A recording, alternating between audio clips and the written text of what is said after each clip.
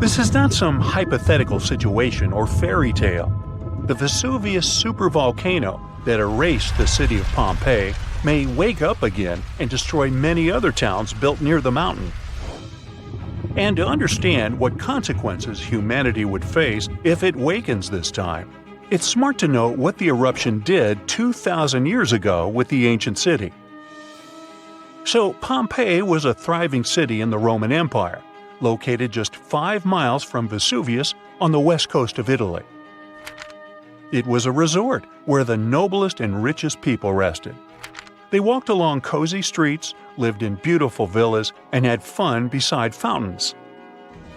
The soil in this region was fertile since the ground around the volcano had a lot of useful elements. Olives and grapes from Pompeii were sold throughout the empire. About 12,000 people lived in Pompeii by the time of the eruption. It seems not so much compared to modern standards, but it was considered a big city in those days. The catastrophe began unexpectedly in 79 CE. At first, everyone felt the ground tremble. Birds flew away from the volcano as far as possible. There was tension in the air because of the impending catastrophe. The volcano started to release thick smoke, soot, and ash. There was so much of it that soon it obscured the sky over the city with a heavy gray cloud. Vesuvius spat out gases, rocks, and dirt. Hot ash polluted the air and made it difficult for people to breathe. Locals couldn't see inside this gray haze. And then it started raining heavily. The water mixed with ash and soot and fell on Pompeii. Roofs of houses broke under the heavy weight of mud. Streets, fountains, alleys, and squares were hidden under millions of tons of soot. The next day, the destruction continued with renewed force. There was an explosion of hot gas and crushed rock at the top of the mountain. A devastating blast wave at a speed of 100 miles per hour dispersed in all directions and vaporized all the trees in its path. When the wave reached Pompeii, it turned the city into ruins. On the second day, the eruption stopped. By this time, the great town had been lying under a thick blanket of ash.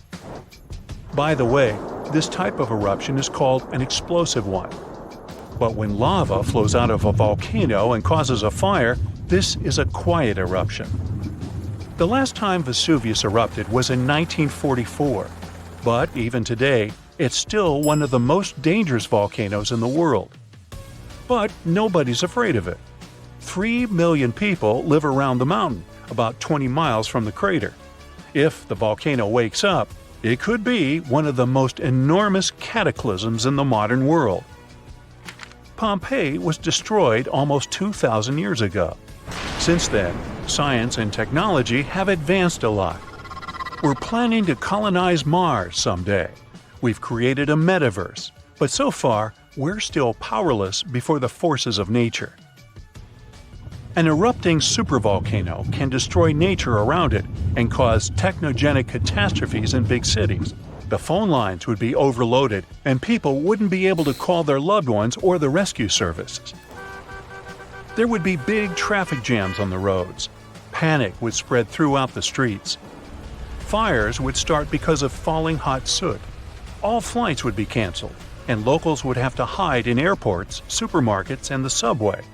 A large gray cloud would obscure the sun and make the air hot.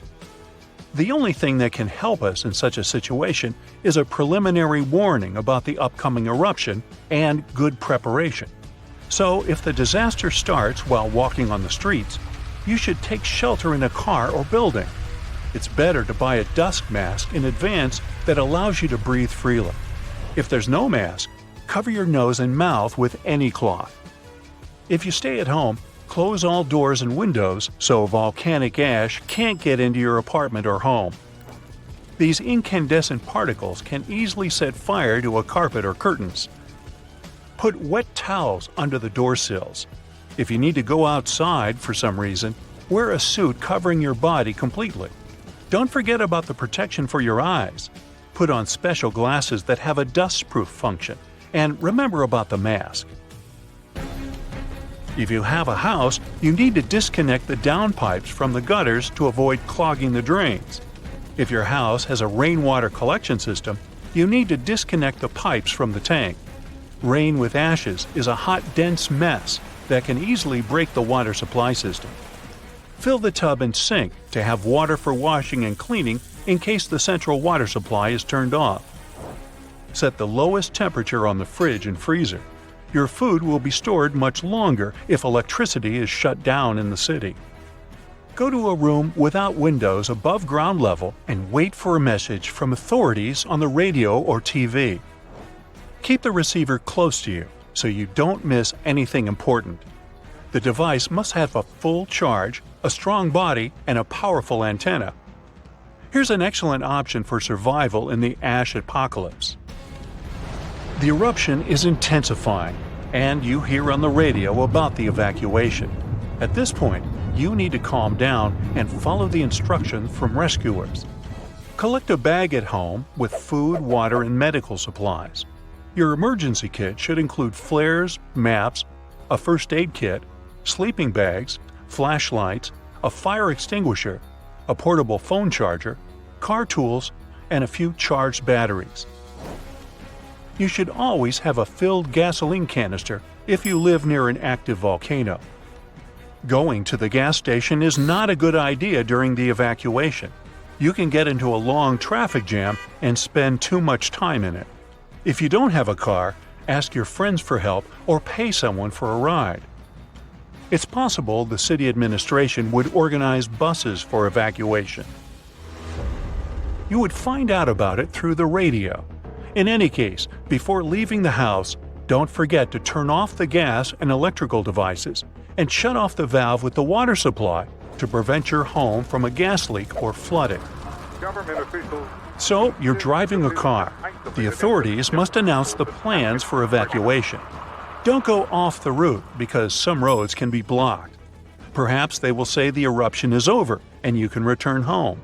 Maybe the eruption will be so strong that it will destroy the city. Anyway, if you're prepared, you'll have fewer things to worry about.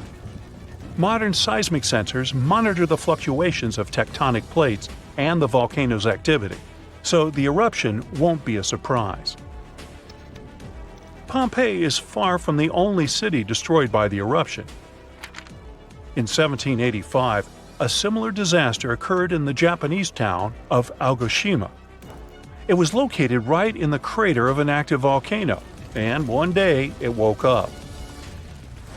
It was sunny weather, and no one suspected a disaster was coming. At some point, the birds rose in the air and flew away. Then the ground began to shake. A heavy low sound came from the depths of the island, and thick streams of smoke and ash erupted from the volcano. The volcano threw dirt and big red-hot stones into the sky. It looked like a meteor shower. People evacuated, and the mountain continued to erupt for several weeks. When the ashes settled, the volcano fell asleep again, and people began to return to their city. Despite the risk of a new eruption, they continue to live and work there today. Since then, more than 200 years have passed, and the volcano never woke up. Meteorological and seismological services monitor the situation and seismic activity. After all the horrors and devastation that a volcanic eruption leads to, harmony in nature eventually comes. Decades and centuries later, volcanic ash, rich in helpful food elements, settles on the soil and makes it fertile. Then life will rise from the ashes like a phoenix. Day 1. A small but powerful tremor is shaking the city of Naples, Italy. The news networks are reporting on the event. The experts believe that Mount Vesuvius, the stratovolcano on the Gulf of Naples, will explode soon. But when? It's erupted many times in the past. In fact, that's how it got its shape. It's made of multiple layers of hardened lava, pumice, and ash. Vesuvius last erupted in 1944. But a major blast happened there nearly 2,000 years ago. It buried the Roman towns of Pompeii and Herculaneum and decimated the surrounding areas. Today, 3 million people live less than 20 miles from the volcano, and 600,000 live in the danger zone. Large eruptions happen every few thousand years, usually after long periods of calm. And the trouble is, Vesuvius is long overdue for its next one. This time, though, the volcano is being watched by the Vesuvius Observatory. It has seismic stations, special GPS arrays, and satellite-based radar to help it measure ground movement.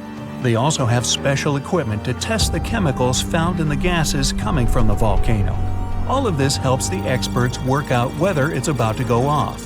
But will it? Right now, the magma is more than 6 miles from the surface. Things seemed safe yesterday, but now they're about to take a turn for the worse. Day 3. Another tremor comes in measuring 3 on the Richter scale. All the equipment that's installed near the volcano is now going off. The magma is pushing upwards. It's not at the surface yet, but Vesuvius is definitely restless. 2 more tremors follow in the afternoon. They don't feel like regular earthquakes, and geologists can see the difference in their seismographs. Volcanic quakes register about 4 to 5 less on the Richter scale. Now, the experts are sure it's just a matter of days or weeks until the volcano erupts. Some volcanoes can be restless for months or even years before they go off. But that's not how it goes with Vesuvius.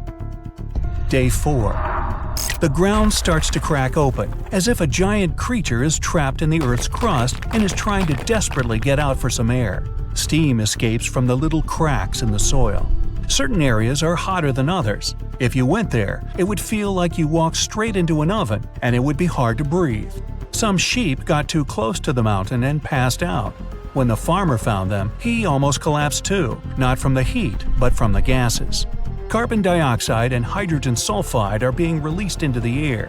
The entire area around the volcano smells like rotten eggs, and many of the forest animals are now staying clear.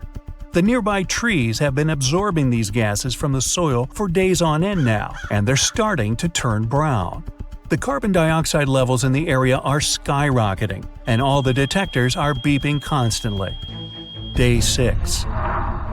The tremors are getting more frequent.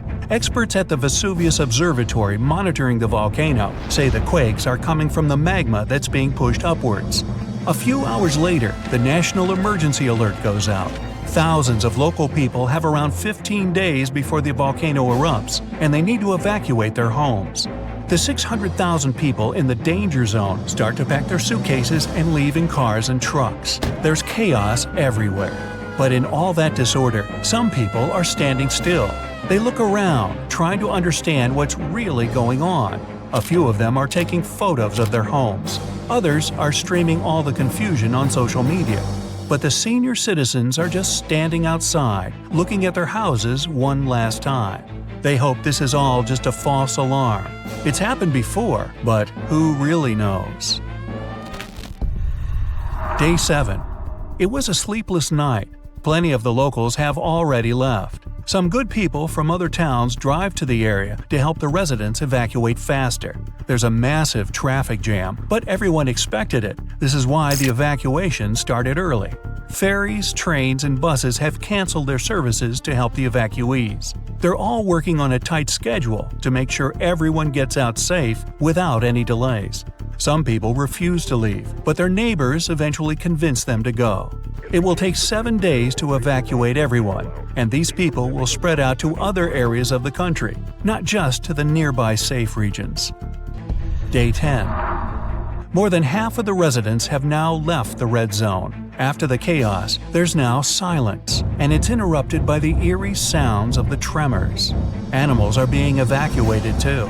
Many people are now trying to save as many animals from the forest as they can find. Day 16. All 25 of the towns that were at risk have now been evacuated. The red zone is empty. But the tremors are getting stronger, as the volcano is a pressure cooker ready to explode. White smoke rises from the large opening on the mountaintop and the vents on the side. The molten rock moves toward the surface, and the pressurized gases form bubbles, just like the ones you see when you boil food. Suddenly, there are some loud booms, and then an explosion. It's loud enough to be heard thousands of miles away, and the shockwave is felt throughout Italy. Volcanic rock is thrown up into the air. A thick black mushroom cloud forms and expands into the sky. The birds abandon their nests and fly away in huge flocks. The red-hot lava is now spewing out of the volcano like a fountain. As it flows downward, it obliterates everything in its path. Then there's a volcanic landslide. Part of the cone-shaped mountain falls off, and millions of tons of soil and rock break loose from the volcano's side and tumble down. The lava spreads on the slopes, and it slowly slides down into the forest and the farmlands. The plume of ash, pumice, and other kinds of rock has risen so high into the sky that people can see it from Rome. Then the tower of debris starts falling back to Earth. First comes the ash, then chunks of rock. The ash in the atmosphere is so dense that it's hard to breathe. The lava slowly spreads across the area and pulls down all the trees. All the nearby towns are shrouded in darkness and smoke. Buildings collapse, and all around there's a mixture of heated, poisonous gas and rock moving faster than a car. Other rocks and more volcanic ash fall miles away from the volcano, hitting cars and destroying roofs. The sky is completely black as the lava keeps on coming. Slowly, all the nearby towns are submerged beneath the molten rock. Some of the lava even reaches the sea. Gigantic white steam covers the shore where it falls in, and the magma turns black. Now, a weird neon blue fire appears on the slopes of Vesuvius. This is caused by burning sulfuric gases. They're escaping at high pressure from the cracks in the volcano surface. When they come into contact with the air, they ignite. These blue flames can reach 16 feet into the air. Now, all nearby flights are canceled, and many planes have to change course to reach their destination.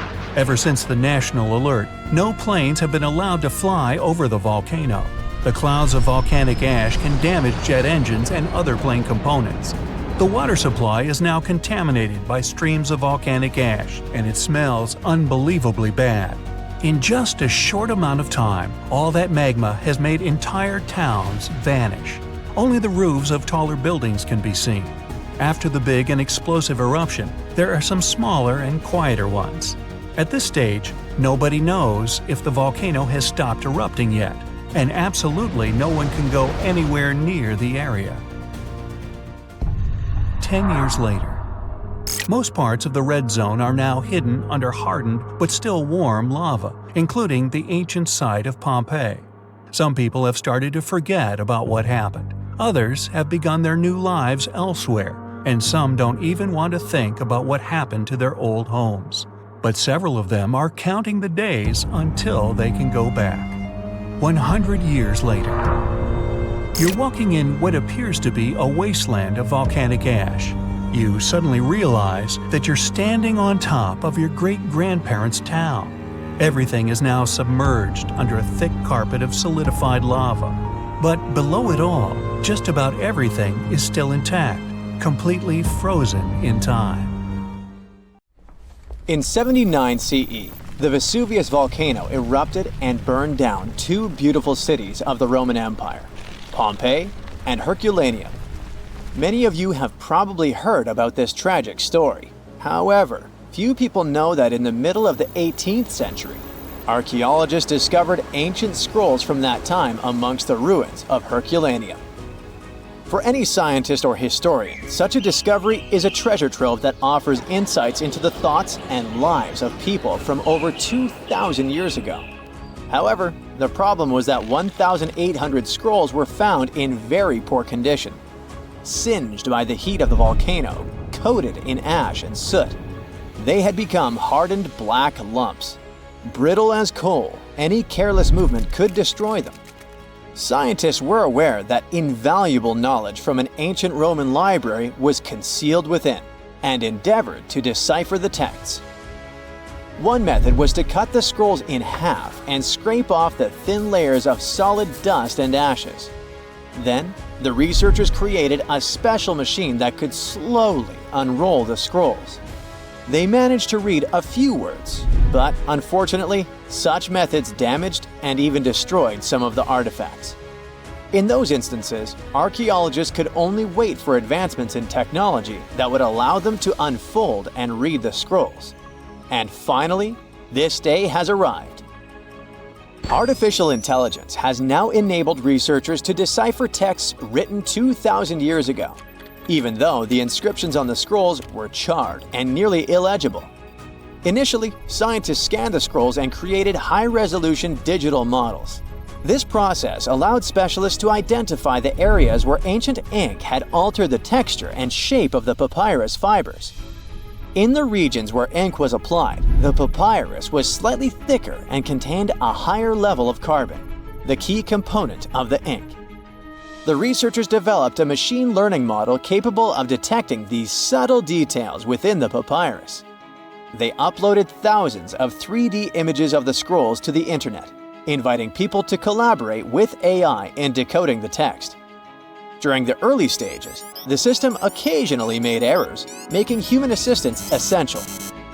To incentivize participation, scientists and investors from Silicon Valley offered $1 million to anyone who could successfully decode the texts. This initiative significantly accelerated the process, resulting in the deciphering of several passages from the ancient works. Fragments of the first transcripts are like a blog about how to enjoy life. The author of the scroll, Philodemus, was a follower of the Greek philosopher Epicurus, who considered pleasure and luxury the highest goal in his life. So, Philodemus thought so too. We do not right away believe things that are scarce to be absolutely more pleasant than those which are abundant. It feels as if it was written by some modern influencer talking about a detox program or a diet. It seems that people who lived 2,000 years ago were almost the same as modern ones. Philodemus was apparently a wealthy man, because he lived in a villa that may have belonged to Julius Caesar's father-in-law. In his works, the author criticized the Stoics, who couldn't say anything about pleasure at all. Philodemus was such an ardent fan of Epicureanism that one of the scientists compared him to a guy who collected albums from only one band and nothing else. Several hundred Herculaneum scrolls remain unread. Scientists believe that they may contain works by Aristotle, Homer, Sophocles, and the Stoics. Fortunately, with modern AI technologies, the decryption process will go on much faster. But how did historians and linguists decipher ancient texts in the past centuries? It was actually a very difficult mental job. Let's say you found an ancient slab in the 19th century somewhere in Greece. To understand what was written there, you'd have to compare it to several other deciphered plates with similar writings of that era or similar languages. Letter by letter, symbol by symbol, you'd be deciphering ancient writings for several months or even years to figure out, say, the recipe for ancient mashed potatoes. Fortunately, with the development of computer technology, those days are long gone. Now, all ancient scrolls can be scanned and uploaded to a database on a computer. You may not even have to decipher the text for a long time if the computer finds a match of characters in other ancient manuscripts. But even if you have a perfectly preserved piece of papyrus or an ancient book where all letters are visible, this doesn't mean that you and AI will be able to decipher it. One of the most famous encrypted texts is the Voynich manuscript. This work, which consists of 240 colorful pages, was acquired by Polish bookseller in 1912. He found that book intriguing because of astrological symbols, unknown plants, and unusual human figures drawn on its pages. And all this was accompanied by handwritten texts. The author had beautiful, clear handwriting, but the language of the book is still unknown. Someone wrote this art book around the beginning of the 15th century and divided it into 6 sections devoted to botany, astronomy, biology, cooking, medicine, and cosmology. Many scientists and linguists have tried to decipher the mysterious drawings with inscriptions, but no one has gotten reliable results. Even AI couldn't help this difficult task. Some believe that this book is dedicated to science, and others believe that it contains knowledge about witchcraft. Perhaps it's a mix of science and magic. According to one version, the manuscript is a medical textbook that copied information from other scientific works from the Middle Ages. Before the invention of the printing press, people copied books and rewrote them by hand without worrying about copyrights. It's possible that the author of the manuscript outlined all their knowledge about herbal medicines and the influence of astrology on health. People in the past believed that the state of the body and stars in the sky were connected. The coolest thing is that the book has been scanned. You can download it in high resolution and try to decrypt it yourself. Who knows? Maybe you will succeed and get some ancient secret knowledge. An unknown language or poor text condition may not always be a problem for linguists. Imagine that you open some copy of classical literature dated to the 19th century. You read the pages carefully, and at the end of the day, you feel slightly unwell. You read the book every day and feel worse and worse. At some point, you go to the hospital, and doctors tell you that you've been poisoned. Yeah, sometimes working with old books can be literally dangerous for your health. There are even catalogs of poisonous books in the world. They are toxic not because someone intentionally sprayed them with poison to hurt the reader, but because people wanted to make books look more colorful. Recently, 2 such books have been withdrawn from the National Library of France because of their bright green covers. The pages were ordinary, but the hardcover could have been coated with arsenic. The mass production of books took place in the 19th century. Book publishers wanted to release as many copies as possible, so they used not expensive leather covers for them, but cheaper fabric options. To make a book attractive to customers, they painted them in bright green, yellow, red, and other colors. They got the green color of the cover thanks to the bright pigment created from copper and arsenic. It was a very cheap dye, but brighter than other dyes containing copper carbonate. An arsenic dye was used not only for books, but also to create candles and wallpaper. The problem was that the dye's pigment decomposed quickly and released toxic carcinogenic fumes. Arsenic caused severe health problems. People calmly lived in their homes and couldn't understand what was happening to them. The same thing happened to many readers of that time. It was only by the end of the 19th century that people stopped selling toxic items. Now, to read a poisonous book, if you want to do it that is, you have to wear gloves and a protective mask. And after work, wash your hands thoroughly. The story of Pompeii is complete chaos as is, but to add a little fuel to this fire, we dug up some groundbreaking facts, and I mean that quite literally. Hear me out. What if it wasn't the scorching sea of lava that destroyed the city of Pompeii, but rather an earthquake that happened during the volcano's eruption? Rewind to over 2,000 years ago. The year is 79 BCE. It was around 1 o'clock in the afternoon when Mount Vesuvius decided to erupt. Pompeians were going on with their normal daily routines when lava started taking over. The flow of lava was so quick that most people didn't have anywhere to run. The disaster took the lives of around 2,000 people. The lava covered most of the city, which then turned everything to ashes. Pompeii was only discovered during the 16th century of our Common Era, when an architect commended a dig to divert a river. It's a very well-studied site nowadays, but something unusual recently caught the researchers' attention. Scientists were excavating a site called the House of Painters at work. They were examining a couple of skeletons when they saw something weird. The skeletons probably belonged to 2 men around the age of 50. The analysis showed these men had survived the first surge of lava in the city. But they didn't make it out due to this second unexpected part, the earthquake. The men probably took shelter at the House of Painters at work, but the walls crumbled down when the earthquake hit. The men were found in a protective posture, like they were trying to shield themselves from something that was going to fall above their heads.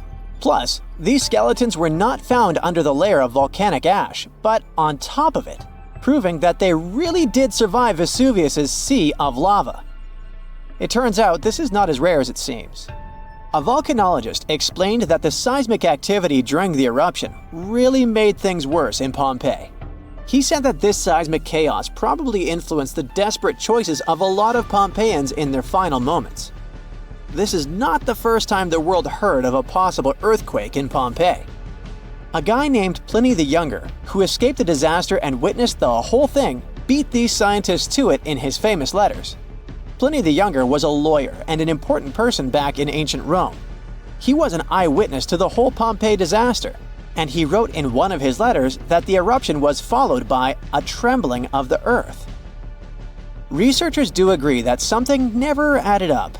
Pompeii is known to have really well-preserved skeletons since the ashes kind of played an important role in preserving them.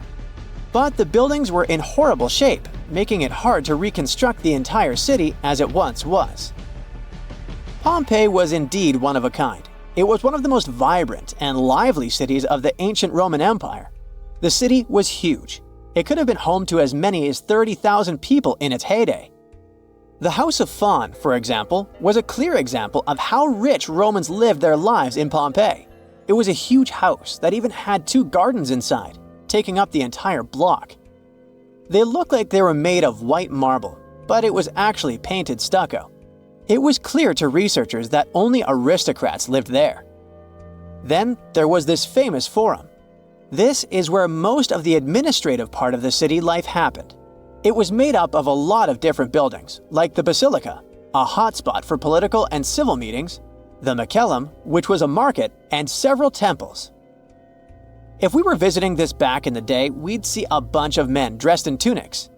A few select ones would wear togas, those heavy white pieces of draped cloth that look like bed linen wrapped over the body. Togas were mainly used on special occasions since they were costly, hard to wash, and considered a traditional costume. Representatives running for office would use it during their campaign run so that commoners would identify them as candidates. One can't forget about the Villa of the Mysteries. Cool name, huh? It was called that way because of some mysterious frescoes found inside of it. Modern-day archaeologists still haven't figured out what the scenes painted are trying to depict. Probably some type of ritual or ceremony.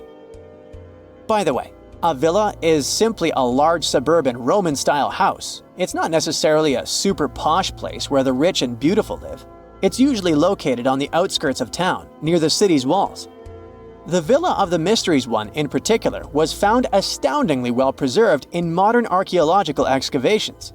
It even had a manufacturing area inside of it, like its own little industry. It was common for richer Romans to own big farmlands, like olive gardens, for example. So they would also build a processing station inside their villas to extract the oil and package the whole thing. The amphitheater was where some of the richer men paid to put on gladiator fights for the rest of the town. It was built around 70 BCE, and it was one of the oldest amphitheaters of the world. It was even older than the Colosseum in Rome. This huge building could fit around 20,000 spectators at once. The seating was arranged by social class, so you could easily spot who was a member of the nobility. And in case you're wondering why it was shaped like a weird egg, it's because that was the shape that allowed for an unobstructed view wherever you were in the crowd. As every other Roman city, Pompeii also had some famous baths. Since not every house had access to plumbing back in the day, most people didn't shower in their homes. That's why so many Romans would use public baths, usually at the end of the day, to clean themselves. But make no mistake, this wasn't just a place for bathing, it was a cultural hotspot. The baths were made up of many different rooms. The first one was like a locker room, where people would keep their clothes and personal belongings. This is where the upper and lower classes mingled together. Someone's class could easily be identified by their clothes and jewelry. The amount of gold and silver worn back in those days is nothing compared to what most people wear today. Usually, the rich folks would leave someone to take care of their belongings while they went and took their bath. Because yes, it could happen that stuff went missing while chilling and relaxing. The big focus on self-care nowadays was already a thing for ancient Romans. It was common that before taking a bath, olive oil was rubbed all over the skin. They would scrape off the dirty skin with a strigil. That may sound weird, but also extremely pleasing. The baths had rooms for massages. Some of them had reading rooms, and even courtyards for some healthy exercise. Oh, there was even a natatio, or swimming pool if you're not fluent in Latin. After all, it was the Romans that said, "A healthy body is a healthy mind." The bakeries! Bread was one of the main components of Pompeian diet, so much so that there were around 30 bakeries in the city. Bread was freshly made from scratch every day. In a special area of the shop, the corn or wheat was ground, and mules would circle around to keep the mills going.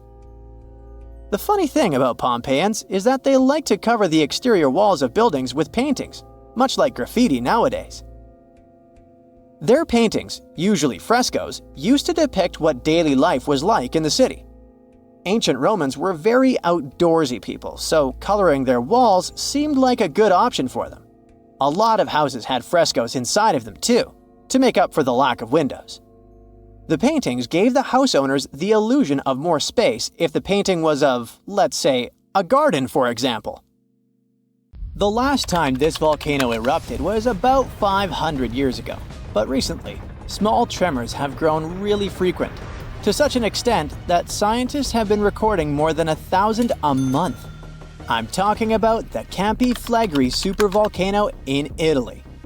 At one point, just a few weeks ago, the area was rattled by a 4.4 magnitude earthquake with 150 tremors in just one night. It was the strongest earthquake in over 40 years. A lot of locals spent the night in their cars, but in the morning, the shakes were followed by another earthquake, a bit weaker with a magnitude of 3.6. So, is Italy in danger? Well, the quake itself wasn't big enough to cause serious damage, but it evoked a lot of panic. At the moment, local authorities are working on grandiose emergency plans. If worse comes to worse, they'll have to evacuate hundreds of thousands of people. One of the reasons is the proximity of this area to Naples with more than 3 million inhabitants. At the moment, they're even considering an option of paying people to leave their homes.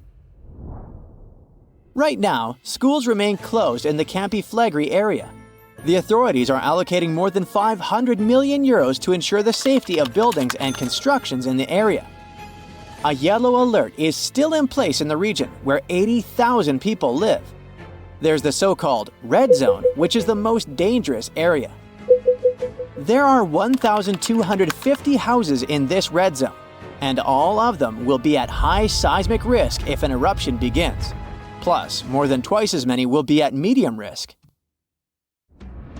Italy is a country prone to seismic activity, and Pozzuoli is a densely populated area that is located on one of the most dangerous supervolcanoes in Europe. Campi Flegrei has 24 hidden underground craters and dwarfs the better-known Vesuvius. Yes, the very volcano that wiped the ancient Roman city of Pompeii off the face of the earth in 79 CE. This city thrived near the base of Mount Vesuvius at the Bay of Naples. In the time of the early Roman Empire, 20,000 people lived in Pompeii. They were merchants, manufacturers, farmers, and others. The soil in the region was rich and fertile, so there were lots of orchards and vineyards. Strangely, no one knew that this black earth was the legacy of an earlier eruption of Mount Vesuvius. The area was a favorite summer destination for rich Romans.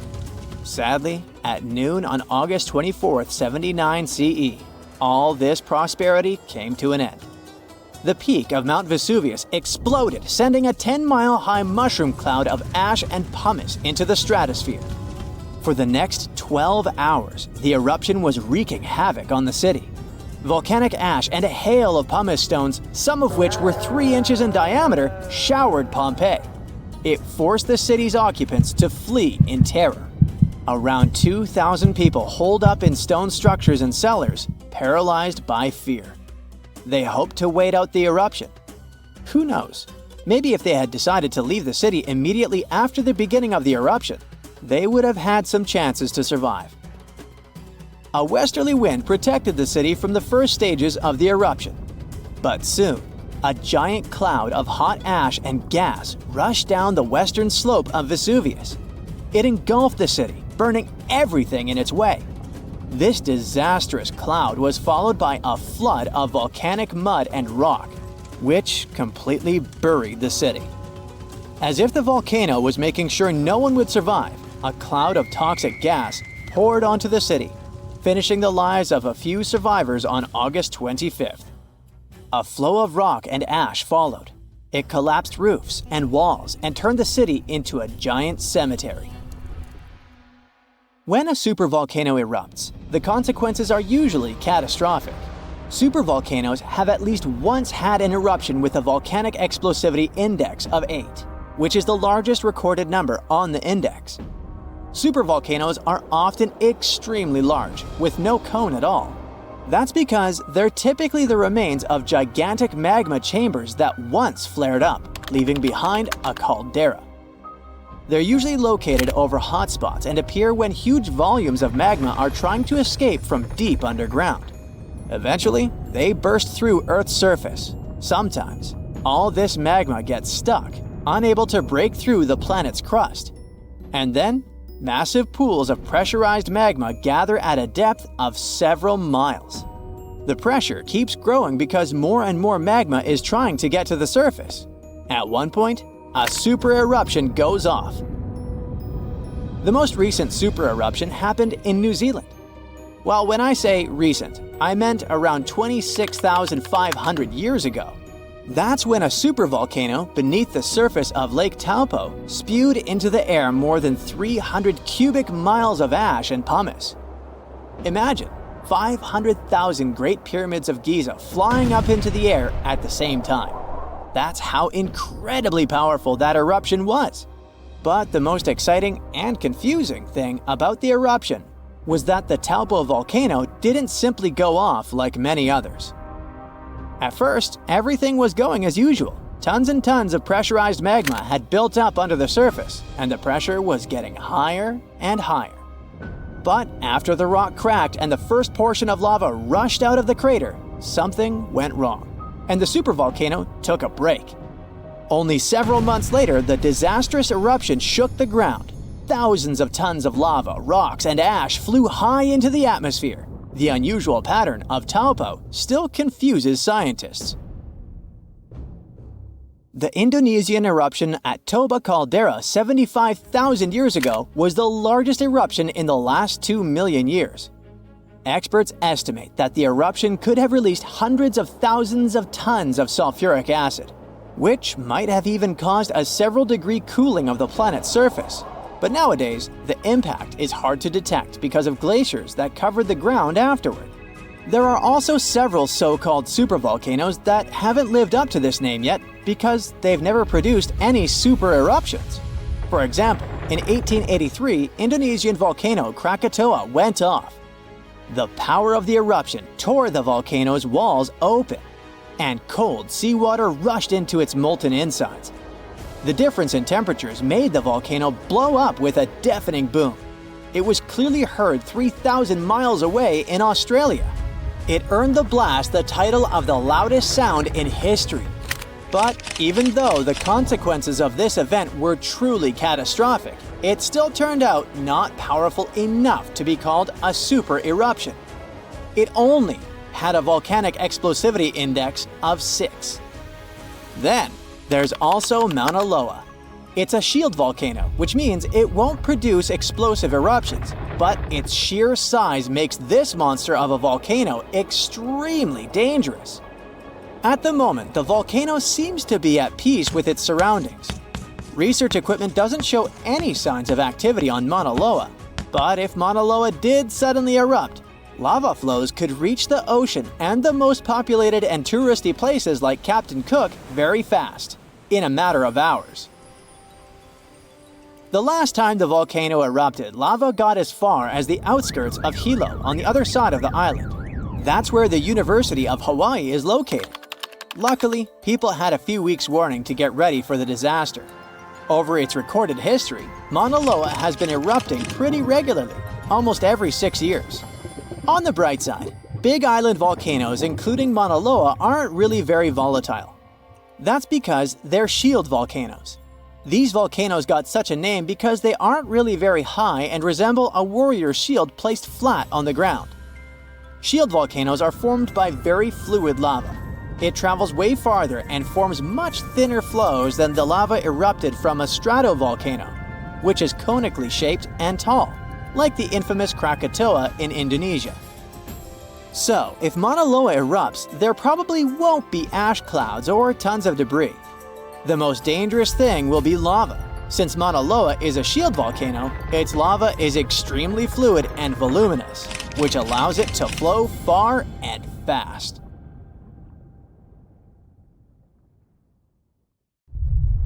One of the largest apocalypses that humanity has experienced happened about 74,000 years ago on the territory of modern Indonesia.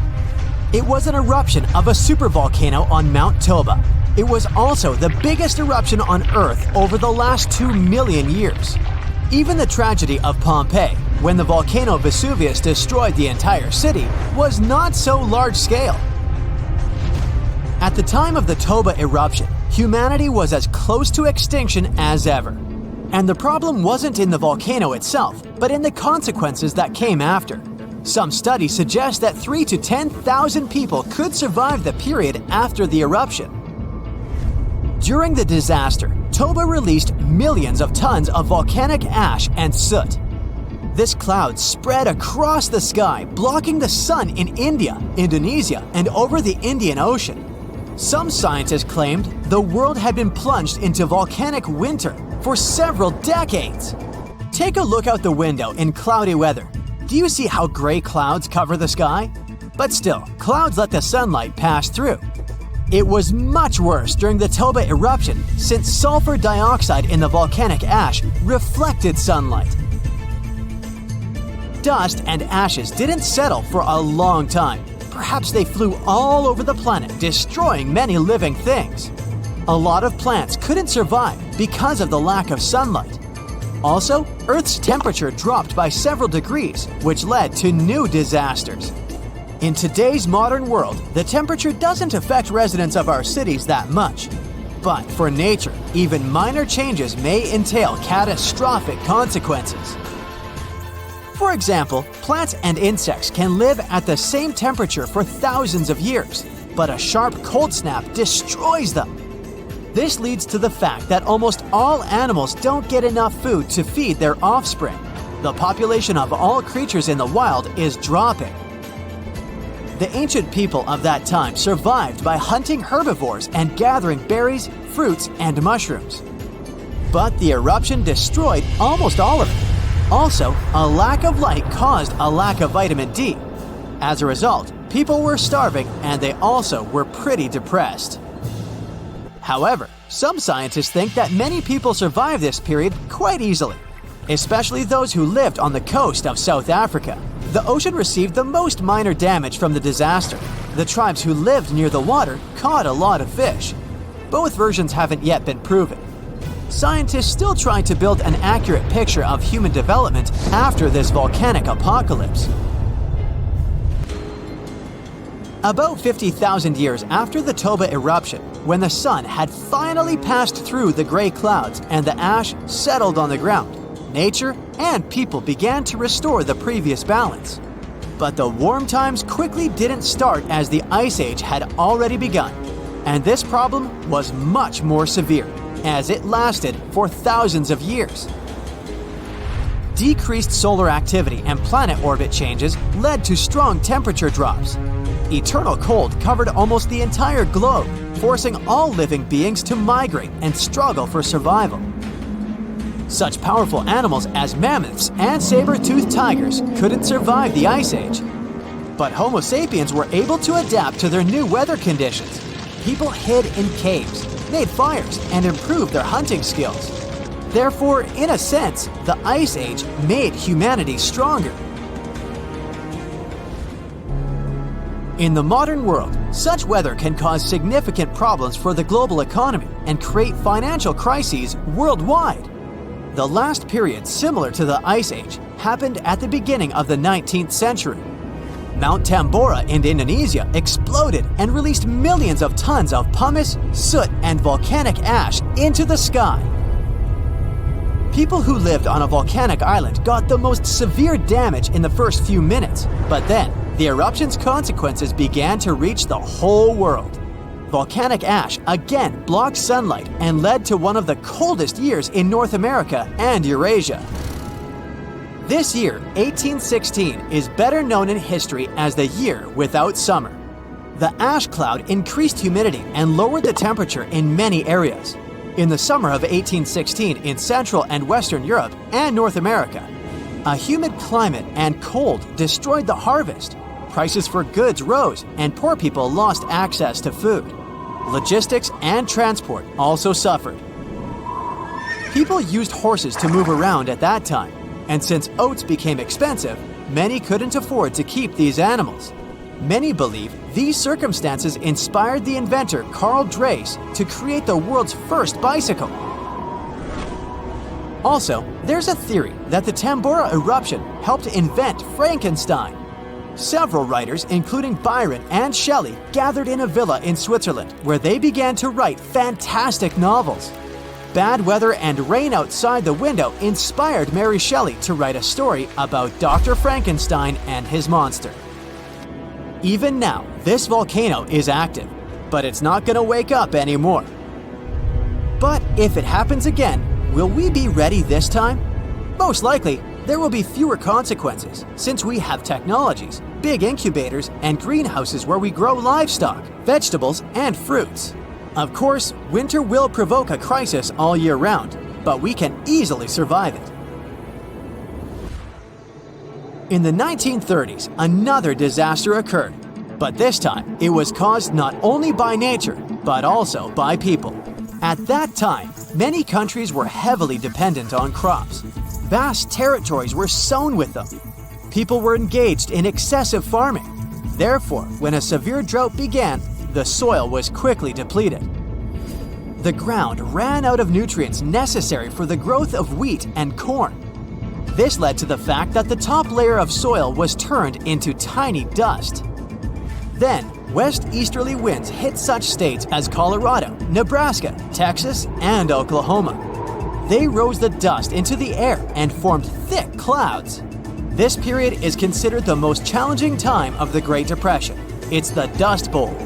It lasted 8 years and forced many people to leave their homes and move to other states.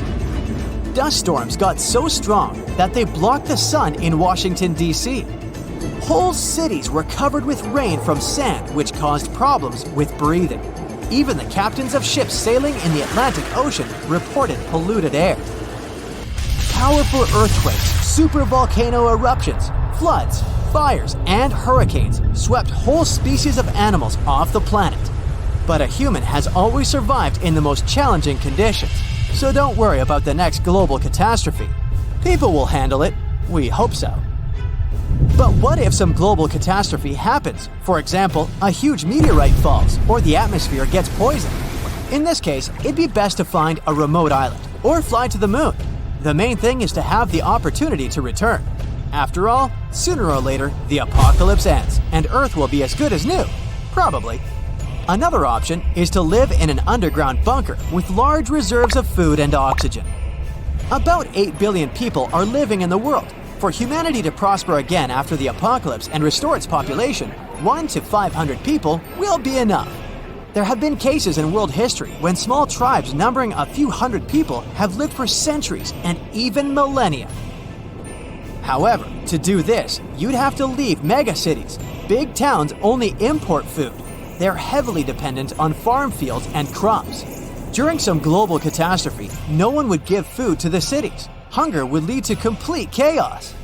To live well, people would need to escape from their towns and repeat the practice of those who lived in the early Neolithic period.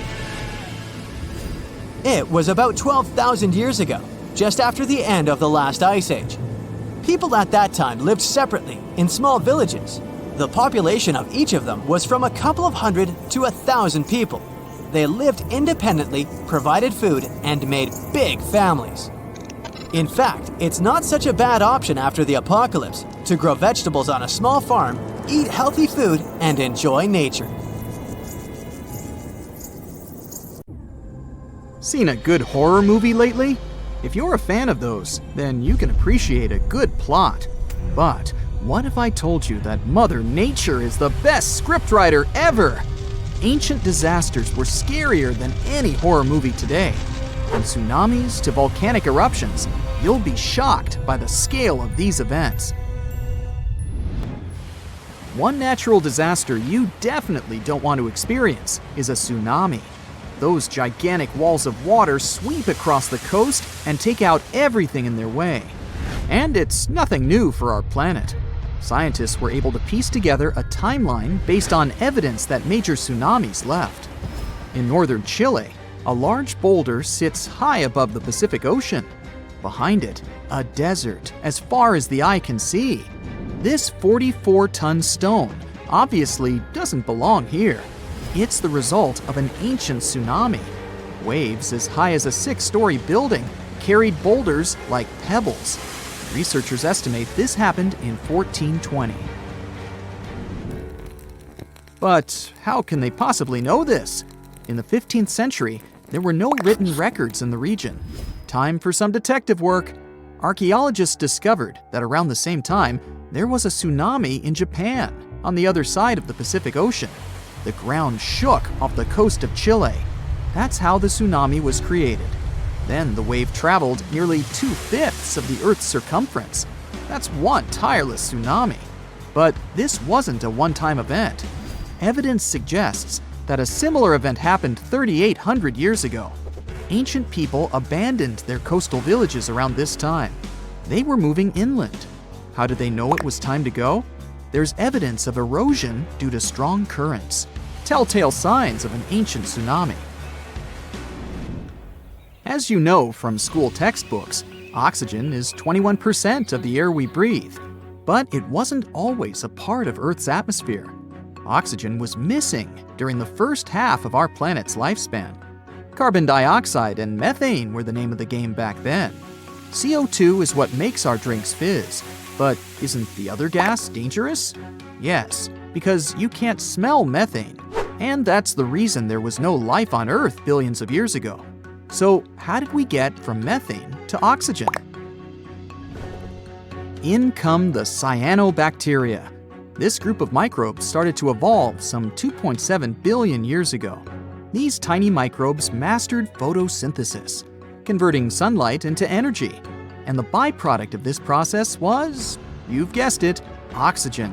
Soon it started escaping from water into the atmosphere. There, it reacted with methane, and over time, O2 replaced it completely.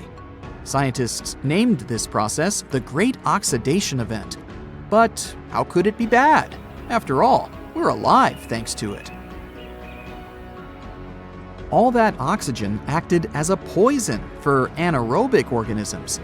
And no, these are not life forms that didn't do aerobics or Pilates. The term simply means that these microorganisms didn't need oxygen to grow. Too much oxygen, and they would be goners. And that's precisely what happened.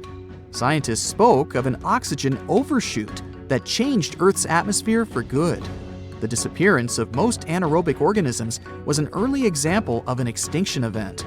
They didn't like the atmosphere at the time and decided to step down.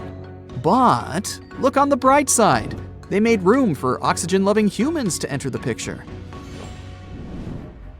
Let's go to Turkey. No, not the seaside resorts that tourists visit in the summer, but the region of Anatolia in the southeast of the country. Göbekli Tepe is the world's oldest known temple site. It dates back to the Neolithic period. Scientists found a stone pillar here that tells a tale of an ancient disaster. They presume that the pillar is commemorative. Today, humans still build similar structures to mark an important event or a person. Just one example is the Washington Memorial. It was built in honor of the first American president, George Washington. But the pillar in Turkey doesn't commemorate a happy event. Scientists believe it shows a devastating occurrence, a comet crashing into the Earth. The event must have been destructive. There are also other signs on the monument. These symbols align with the setup of the night sky stars for the year 10,950 BCE. The date astounded the researchers. It matched their earlier research of an ice core sample in Greenland. This showed that a comet fragment hit our planet around the same time. The archaeological site could have easily been an ancient observatory. and whoever worked at it observed a cataclysmic event. The impact must have been so powerful that it changed the Earth's rotational axis. That's the imaginary pole going through our planet from top to bottom. That ancient comet must have packed a punch to knock the blue planet off balance.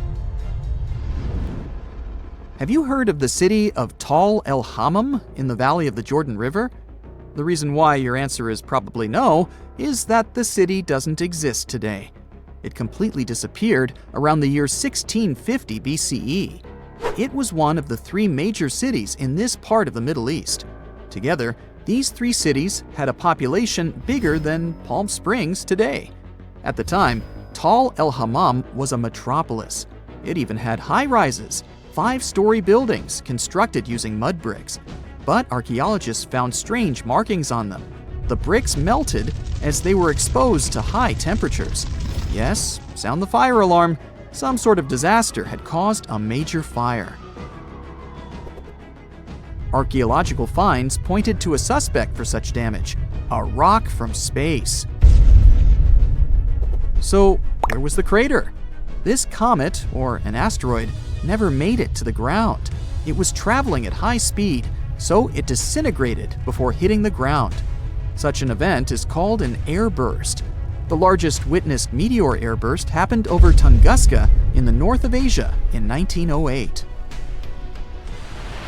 Scientists estimated that the airburst in el-Hammam happened 2.5 miles above the city. This event released a lot of energy. Air temperature quickly rose to 3,600 degrees Fahrenheit. That's hot enough to set clothes and wood on fire in an instant. Mud bricks and tools made from metal start to melt when exposed to such heat. This would explain the evidence scientists unearthed. But there was one more find: salt. The event was so powerful that it distributed salt over the region around the Dead Sea. Any farmer will tell you that salty soil and crops don't go well together. People started moving away from the area because they couldn't grow food. Imagine an island with whitewashed villages surrounded by a sapphire blue sea. Such a place exists in reality. It's the island of Santorini. But the history of this place hides a tale of destruction. The island is of volcanic origin. This means that a violent eruption created it some 3,000 years ago. Now there are two islands. The bigger one is shaped like a horseshoe. When you look at them from above, the two islands look like they form a circle. That's because they were once a single island. It had a large mountain and was round in shape. But then it all changed almost overnight. One of the largest volcanic eruptions in human history tore Santorini apart. The earth trembled, tsunamis formed, and clouds of ash filled the sky. A daunting image. People felt the eruption hundreds of miles away. When it was all over, seawater rushed into the caldera of the former volcano. That's why the water in the lagoon has such a beautiful color. Scientists know so much about Santorini's past because of an unlikely assistant, a tree. The juniper tree, to be exact. People use its aromatic wood for everything from furniture to making pencils. On the Greek island, its rings revealed the tale of the ancient eruption. As a tree grows, it doesn't only go up, it expands sideways as well. Each new layer of bark adds a ring to the trunk. It takes a year for one ring to form. And on Santorini, one ring was unnaturally pale. The scientists did the math and voila, they dated the eruption to 1560 BCE.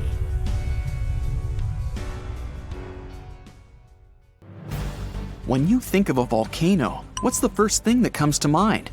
Streams of red, steaming hot lava pouring over the sides? Dark clouds of ash rising high into the sky? Maybe you think of a relaxing hot spring. Ah, that's nice. Well, we all imagine one thing, a cone-shaped mountain looming over the horizon. But it can be as green and lush as any other mountain. At the top, of course, there's a giant hole, like an opening that goes all the way down. Inside, there's lava and gases being pushed outside. Lava is so hot that if you were standing at the top of the volcano and looked down, Your face would feel as red as the color of that liquid rock oozing out. A volcanic eruption never comes without consequences for us. And I'm not just talking about people living nearby. The impacts are usually felt on a global scale, too. Can't fly for a while because of the blanket of ash released in the air. Not to mention, it might be a bit tricky to breathe. Carbon dioxide, sulfur dioxide, and plenty of other toxic gases whose names immediately take you back to your high school chemistry class. Funny enough, most of that cloud rising out of a volcano is just water. Well, vaporized from those scalding temperatures. But before any volcano erupts, it goes through stages like an angsty teen. First, magma, that's lava before it erupts onto the surface and gets its name change, starts moving underneath the volcano. This causes earthquakes that get worse and more dangerous over time. Then, steam and different gases start spewing out of holes in the planet's crust. Our Earth resembles a tea kettle about to whistle. When the gas emissions and earthquakes get more massive, it usually means the volcano is about to blow its top. But those first stages can take years before an eruption happens. Then, the magma starts building up.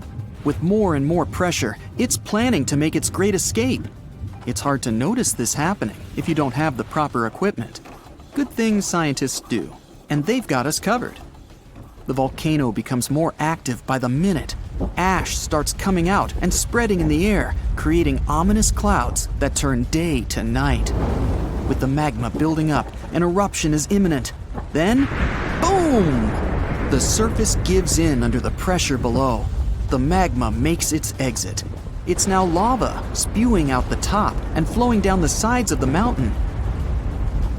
None of this sounds very appealing. So, what if it never happened? What if there were never any volcanoes at all? Would Earth still be the same? Not at all. If volcanoes never existed, there wouldn't be an atmosphere. When our planet was still just a young pup, volcanic gases are what created our protective bubble that allows you and me to breathe right now. They also played a big part in shaping the land and oceans.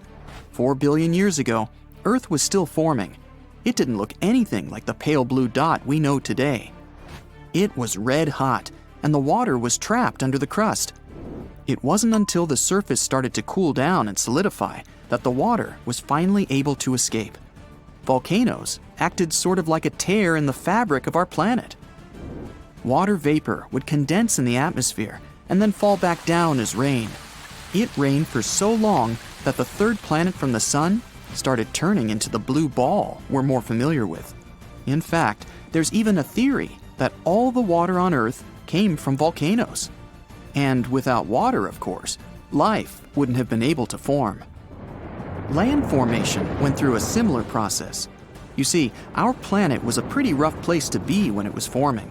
It was a molten surface with fields of lava and constant volcanic eruptions and space rocks always crashing into it, because there was no atmosphere to protect it. When it started cooling down, a good solid surface formed, but the hot material underneath was still boiling and bubbling, and it continued making its way up. The crust would move and form thick layers with the material that was rising up. Over time, these layers became more permanent. Volcanic eruptions were still happening, but the first landmass had finally formed. Okay, we'll take the best part of volcanoes, an atmosphere. So what if they stopped erupting long after we got our protective breathable shield? Still not good. For starters, volcanoes created the most fertile soil. Around Naples, you have the famous Mount Vesuvius. The soil quality there is incredibly rich, and that's thanks to 2 huge volcanic eruptions, one that happened 35,000 years ago and another 12,000 years ago. Sure, these volcanoes caused a lot of short-term damage, but in the long run, these soils were fertilized by them. Now the region grows all kinds of citrus fruits, olives, grapes, cherries, and of course, their staple, tomatoes. There'd be none of that without rich volcanic soil, and Naples is by far not the only example like this.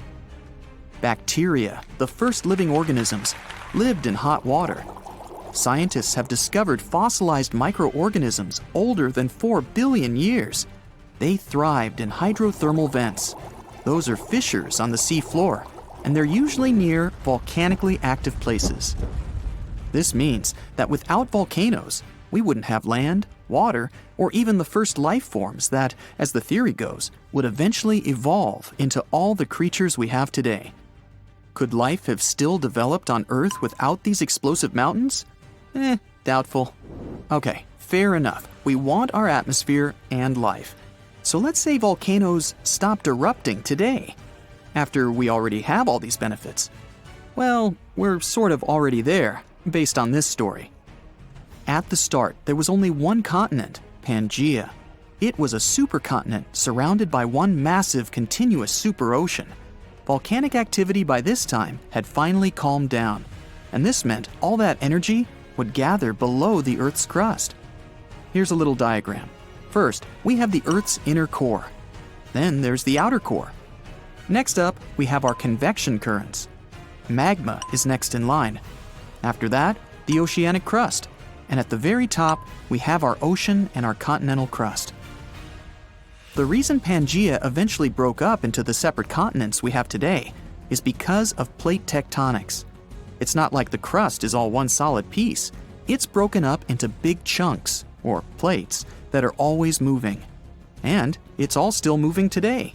Yes, the land you're standing on right now is sort of surfing on that layer of convection currents. It's a slow process, so it's not like you can feel it. Pangaea didn't break apart all at once. It took tens of millions of years. When the plates move, they cause earthquakes and volcanic activity. They create mountains too. It's good for our planet as well, because the Earth gets to sort of renew its old crust. If there was no volcanic activity now, the pressure underneath the Earth's crust would keep building up. It'd get to a boiling point the continents couldn't handle anymore, and eventually, they'd start splitting into more numerous and smaller masses. Volcanoes are still useful to us till this day. For one, they cool our atmosphere. Their eruptions release sulfur gas. It combines with water in our atmosphere and cools it at its lowest level, which is where we live and breathe. There's also an excellent use for their heat. Geothermal power plants harness the energy coming from deep inside the Earth and turn its heat into steam. We then use that steam and turn it into electricity.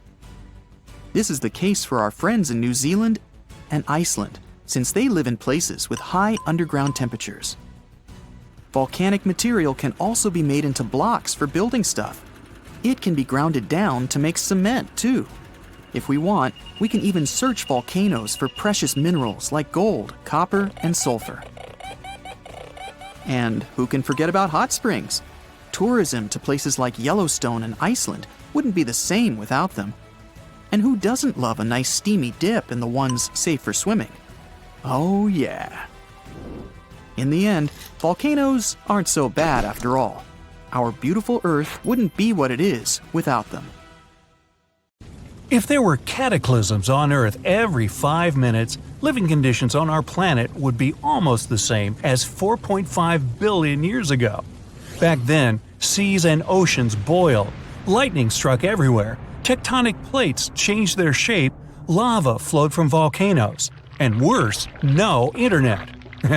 The Earth resembled a vast boiling cauldron where life was gradually being created. If it starts to boil again, this cauldron could destroy almost all life on the planet. Consecutive cataclysms. Won't hurt to pretend. Let's imagine, shall we? Good morning! You wake up in a small underground bunker. The seismic sensor indicates that a 7-point earthquake will start in a few minutes.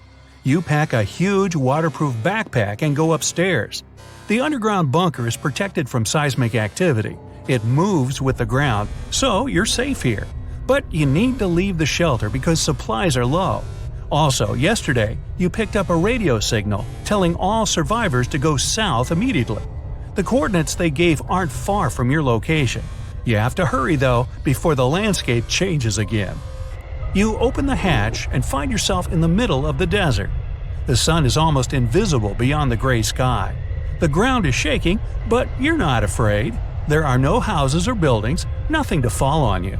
You keep your balance perfectly, and the earthquake doesn't knock you off your feet. It's like jumping on a trampoline. The only danger is the deep chasms in the ground, but you can easily jump over them. After such an extreme morning warm-up, you decide to have breakfast.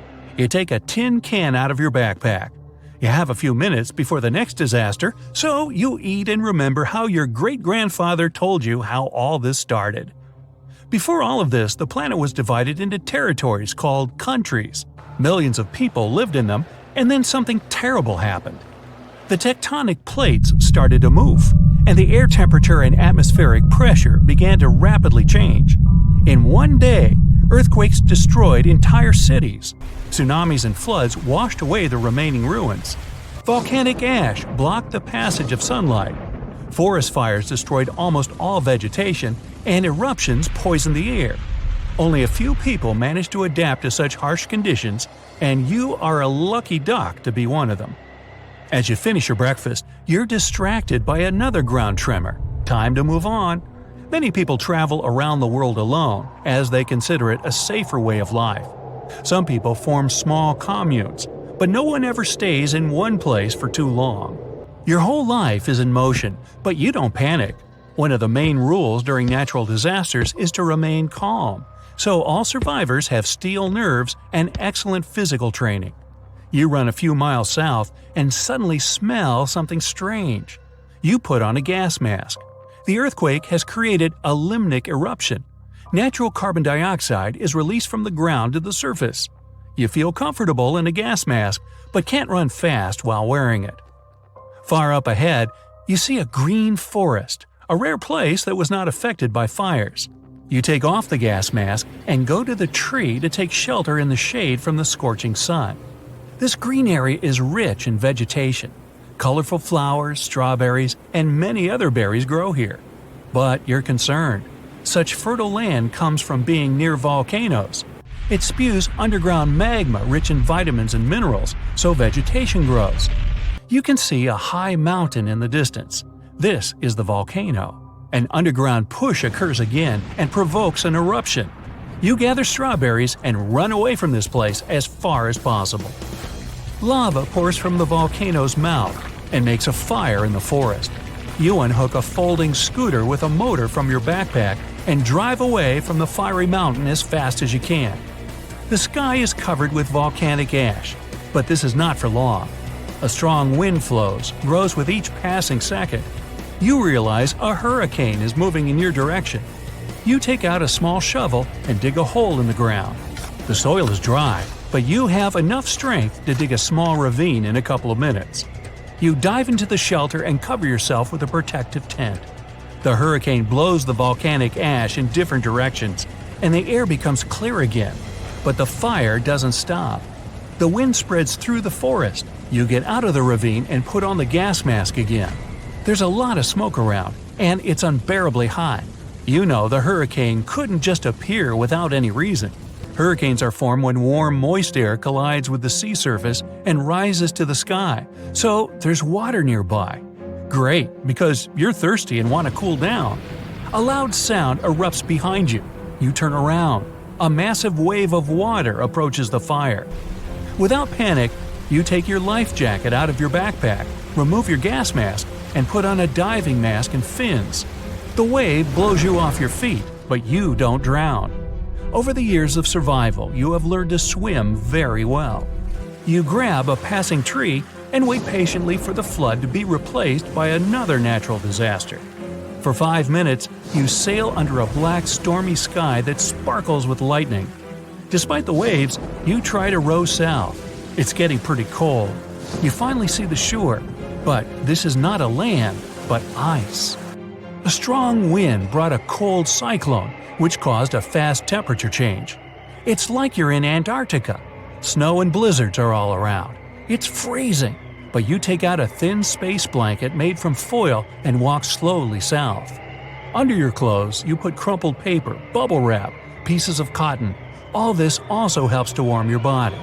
Along the way, you collect several bottles of snow to melt later. Icicles form on your face, and you can't see because of the snowstorm.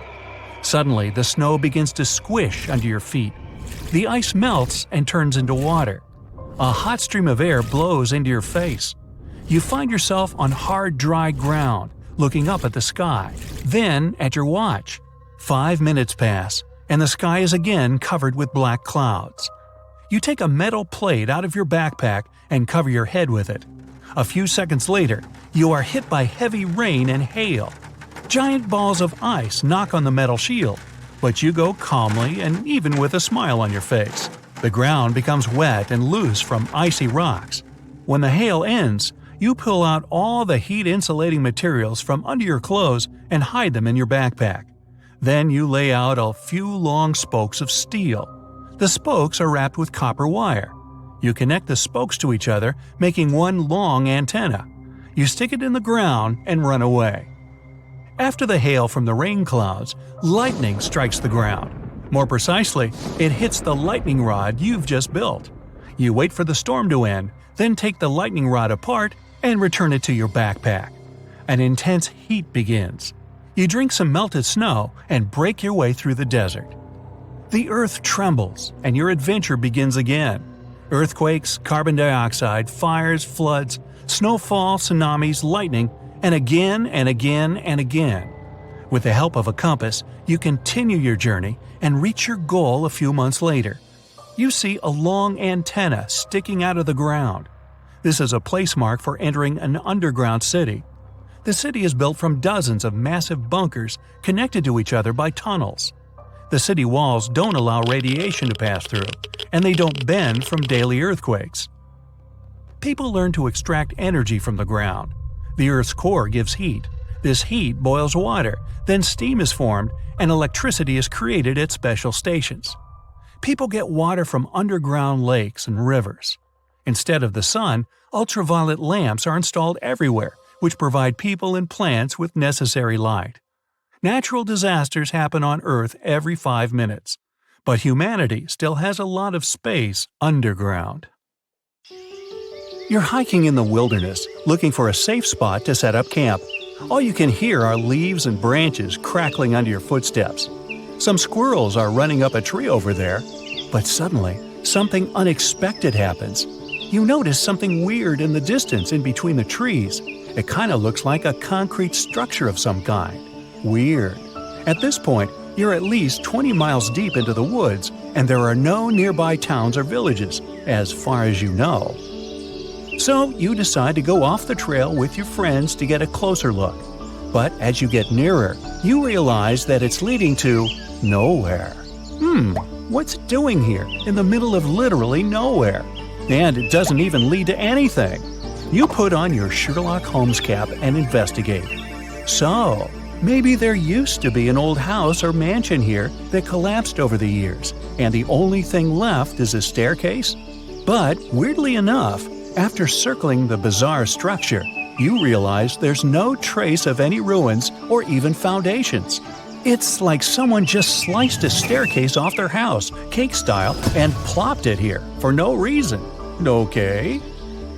You and your friends aren't really into getting a whole lot closer. Something feels wrong. The longer you look at this weird structure, the more you feel a super creepy presence. Something tells you you should probably leave the area as fast as possible. As weird as this sounds, discoveries of random staircases, illogically found in the woods, are surprisingly common. Some are made of wood, others of brick or stone. Some look ancient, while others look like they were finished yesterday. The one thing they all have in common, they all lead to absolutely nowhere, and they're all found in super mysterious locations. One of the most famous ones is in Chesterfield, New Hampshire. A long, medieval-looking staircase made of stones with Roman arches in the middle of the woods. It's believed to have been part of Madame Antoinette Sherry's castle. She was a big singer back in Paris. The castle dates back about 100 years, and it was later discovered again in 1962. This time, there was nothing but a staircase. Another mysterious ancient staircase dates back to 9,000 years ago. It's in a forest in Italy. It looks like a series of stairs that lead to a tiny platform at the top. Now, why go through all the trouble of building the thing if it leads to nowhere? Well, some scientists think it could have been some sort of ritual tower, but your guess is as good as theirs. There's an anomaly in the Indian Ocean known as the Indian Ocean Geoid Low, or IOGL. It produces the largest distorting natural gravitational force in the world. Heavy mineral deposits, many deep-sea trenches, and magma reservoirs disturb the magnetic field in this area. Earth's gravity changes in different places around the planet. It allows researchers to look for patterns and figure out what's happening beneath the surface. Higher gravity fields usually mean denser materials below, and vice versa. Some scientists believe that the anomaly might be a dent in the planet's mantle that is working its way up to the crust. The Niihau Island actually rejects the fruits of today's advancements.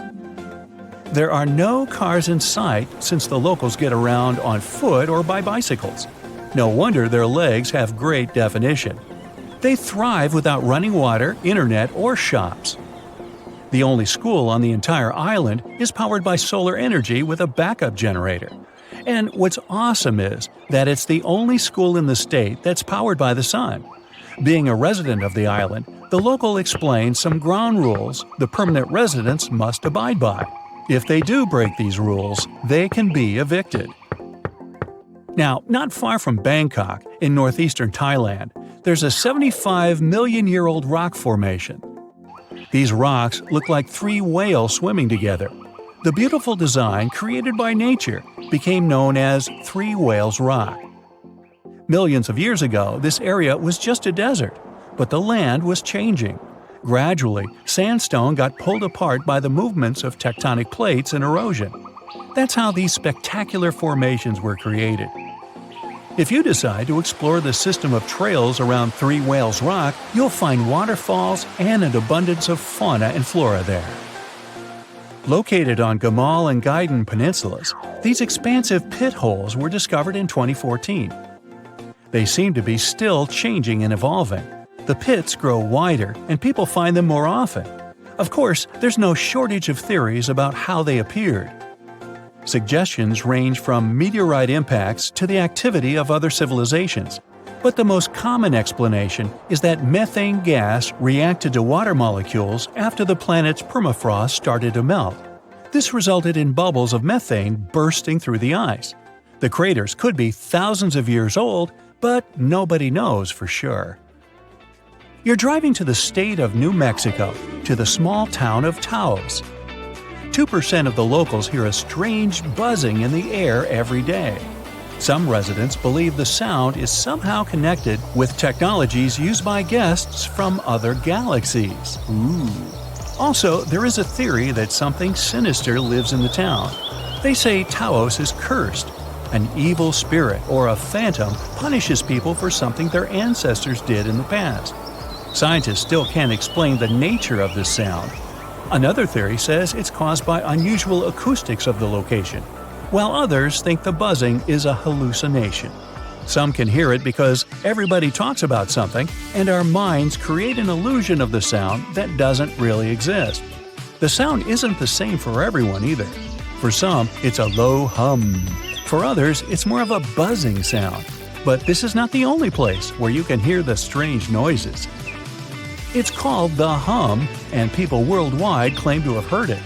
Some dwellers of a small village in Scotland describe it as a low, thick hum, while some residents of Florida heard a similar sound too. It's not exactly known where this phenomenon appeared, but the first time the media started talking about it was in the 1970s in England. Also, there are written records of a mysterious buzzing dating back almost 200 years. According to some estimates, only about 2% of people on the planet can hear the hum. Perhaps their ears pick up some low-frequency waves, or the reason is something else entirely. Maybe, just maybe, they hear humming because the person doing it doesn't know the words to the song. Yeah, that joke is also 200 years old. A volcano in Indonesia spews bright blue lava and produces electric blue and purple flames. This phenomenon occurs because the volcano has some of the highest levels of sulfur in the world. You can also know you're near it by its foul stench. But I digress. And when sulfuric gases interact with scorching hot air and get lit by the molten lava, they turn blue. You can also find the world's largest acid lake inside this crater. Yup, it's a real stinker. Underwater rivers and lakes are called brine pools for a reason. High salinity makes the water in them denser than the seawater around. That's why it sinks to the bottom, forming rivers and lakes. Those have waves of their own, and these waves can sometimes lap up against the shorelines. If you went down there in a submarine, it would easily float on the surface of a brine pool. But without a submarine, swimming in such a lake would be too risky. They contain too much toxic methane and hydrogen sulfide. Yeah, I'd pass on that too. But hey, be my guest.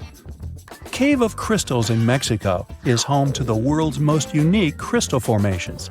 Thanks to super rare conditions in the cave, crystals there grow to unbelievable sizes. The air inside is incredibly humid. The water contains tons of minerals that boost the growth of the milky white giants. Some of them are longer than telephone poles. Cylindrical snow donuts occur when a wind gust starts to roll some snow across a snowy area, as if making a snowball. If it was a real thing, it would eventually become too heavy for the wind to move. But a snow donut's center is hollowed out. This happens because its inner layer is too thin and is blown away when the donut is formed. This makes the thing lighter than a snowball. That's also why it rolls further. Unfortunately, snow donuts are rare because they need very precise conditions to appear. The Danakil Depression in Ethiopia is probably one of the most bizarre-looking places you'll ever see. It's dotted with neon-colored hot springs, lava pools, and vast salt flats. You've got to be especially careful there. Toxic gases are swirling over hydrothermal fields, and many pools are super acidic. So, don't go swimming. Until at least 30 minutes after lunch. Just kidding. And finally, there's nothing mysterious about 28,000 rubber ducks found in the sea in 1992. That's when a ship transporting bath toys got lost in the ocean while traveling from Hong Kong to the U.S. Some of these ducks are still floating in the ocean several decades later. They've been spotted in South America, Alaska, Hawaii, and even Australia. And they make bath time lots of fun. Ooh, rubber ducky.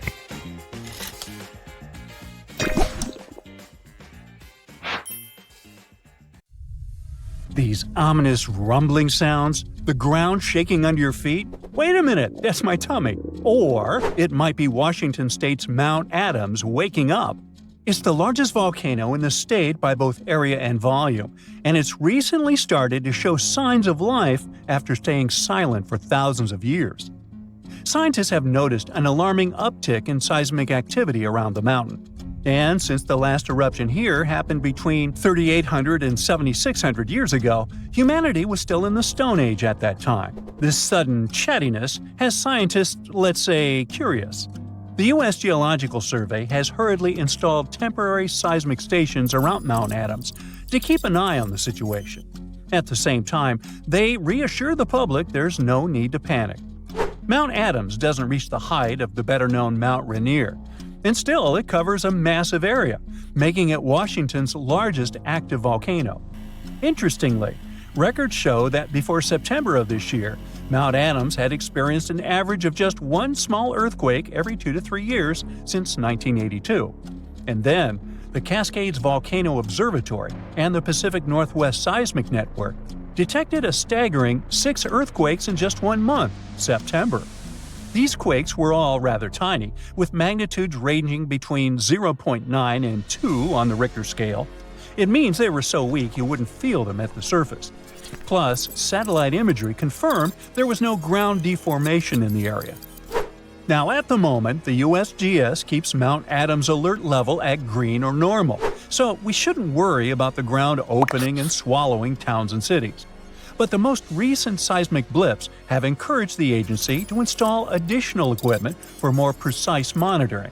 Such an expanded network will help scientists notice even the smallest earthquakes.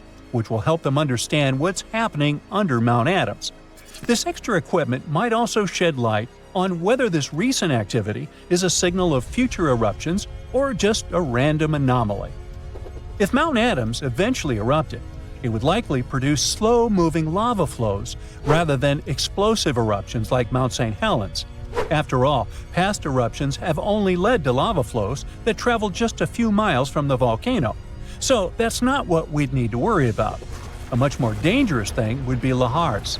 These are mud flows that can happen when volcanic ash, rock, and melted ice mix during eruptions. Lahars have occurred near Mount Adams without even eruptions. Rock, weakened by hydrothermal processes at the volcano's summit, suddenly broke loose, creating fast-moving, destructive mud flows. Exactly for this reason, the USGS categorizes Mount Adams as a high-threat volcano.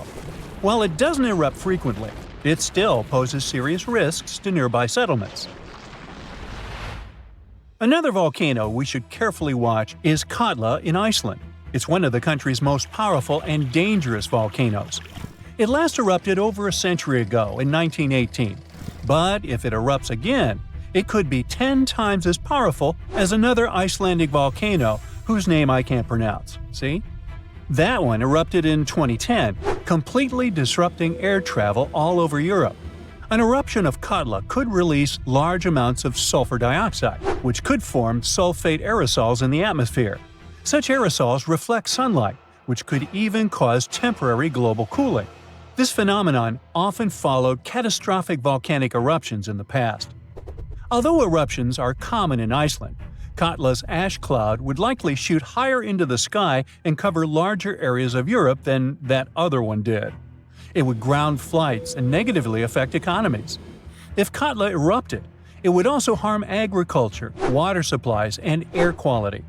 In 2014, scientists noted that a large eruption could even cause a tsunami that might travel along Iceland's south coast and out to sea.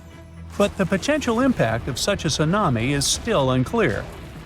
Katla tends to erupt on a regular schedule every 40 to 80 years, which means that another eruption is statistically very likely soon. That's why Katla remains under close scientific observation. The Canary Islands' Cumbra Vieja erupted recently in 2021, reminding people of its destructive potential. The lava flow from this eruption was devastating. It covered whole neighborhoods and flowed into the ocean, destroying more than 3,000 homes. Thousands of people had to be evacuated. But the craziest thing? Even though the damage was significant, scientists believe it could have been far worse. A massive eruption of Cumbra Vieja could have caused the volcano's entire western flank to collapse into the Atlantic Ocean, triggering a mega tsunami. This hypothetical tsunami could have potentially created waves hundreds or even thousands of feet high. They could have flooded coastlines around the Atlantic Basin, including parts of the US and Europe. Luckily, recent studies claim that a collapse of that scale is unlikely. But even though the chance of a mega tsunami is low, scientists still think it's wise to prepare for possible eruptions because there's a chance of extensive damage. The lava flows that occur at this volcano tend to be extensive and dangerous to both human life and the infrastructure on the island. If you decide to travel to Ecuador, you should be wary of Cotopaxi, one of the most active volcanoes in this country. It's been rumbling with minor eruptions since 2022. While these eruptions have been relatively small, Cotopaxi has a great potential for a major eruption, and it has scientists on high alert. If Cotopaxi erupted on a large scale, it could produce a massive ash cloud over 12 miles high, threatening the lives of around 200,000 people in the neighboring area. A serious danger is Cotopaxi's snow-capped summit. It would melt super rapidly in a major eruption. It could lead to destructive floods and landslides that would flow down the mountain and potentially reach populated areas. This combination of volcanic activity and glacial floods makes Cotopaxi a high-risk volcano. A powerful eruption could occur soon, or it could be years or even decades away. But monitoring efforts are in place to catch any warning signs. The next volcano we should watch out for is already infamous, Mount Vesuvius. Its catastrophic eruption in 79 CE destroyed the Roman cities of Pompeii and Herculaneum. Its last eruption occurred in 1944, but Vesuvius remains highly active and poses a great risk to nearby Naples, one of Italy's largest cities. A large eruption would threaten over 3 million people. Many of them live in the vicinity or even directly on the slopes of the volcano. If Vesuvius erupted, it would be an explosive event, with ash, rocks, and volcanic gas ejected at extremely high speeds.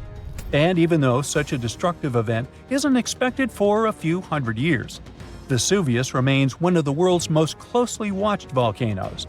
After all, it has a real potential to cause catastrophic damage in a densely populated area.